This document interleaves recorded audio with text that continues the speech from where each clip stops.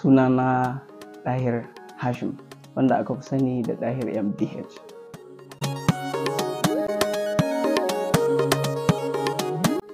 Harkar waƙa ta samu asali ne ina da ra'ayinta sosai gaskiya kenan. Ban da wani dalili babba da zan bayar, kawai sai dai in ce hakan yana burge ni ne. Saboda wasu na tunanin soyayya ce ko akasin haka, a'a, kawai hakan yana burge ni ne. Hanyar da na biyo dai gaskiya ba na ce ba, amma lokacin da na fara yunƙurin waƙa gaskiya ban samu goyon baya ba daga wajen jama'a. Wannan shine maganin gaskiya kenan. Dalili, jama'a da dama na ganin ba zan iya ba, ban kai ba, kuma ba zan yi ba.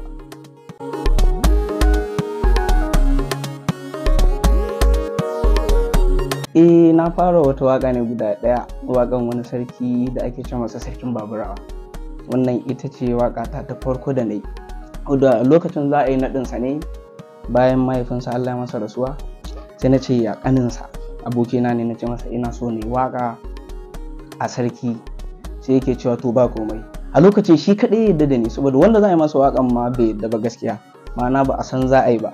Har wani mawaƙi babba ne ya zo wajensa da niyan za a yi masa waƙa, amma ba su karɓi waƙan ba. Cikin iko Allah ne kuma na yi ƙoƙari na janyo, kuma sai Allah ya sa aka karɓe ta, kuma aka ji ta, kuma aka yaba.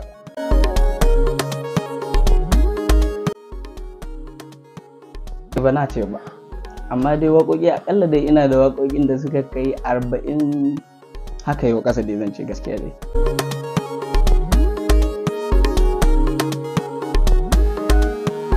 Waƙoƙi da ta ɗago ne aka fi sani na da ita. Gaskiya waƙa ce guda ɗaya, waƙar soyayya ce, waƙar Zainab sunan waƙan, kuma ba wai a kaina ne ba, wa yarinyar abokina ne yi.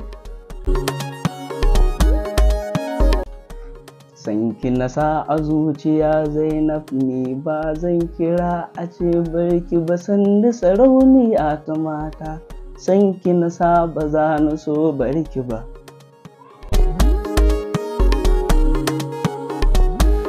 Gaskiya dai alhamdulillahi, a harkar waƙa dai ina da iyayen gida zan ce.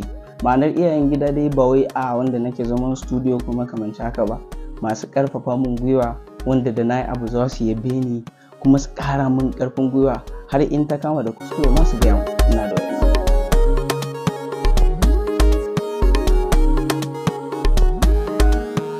Me gyara min abu in ya faru kenan? Ina da yan kwallo gaskiya.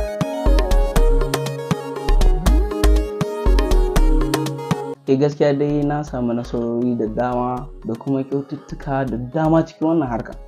Alhamdulillahi, zan ce sai dai godiya.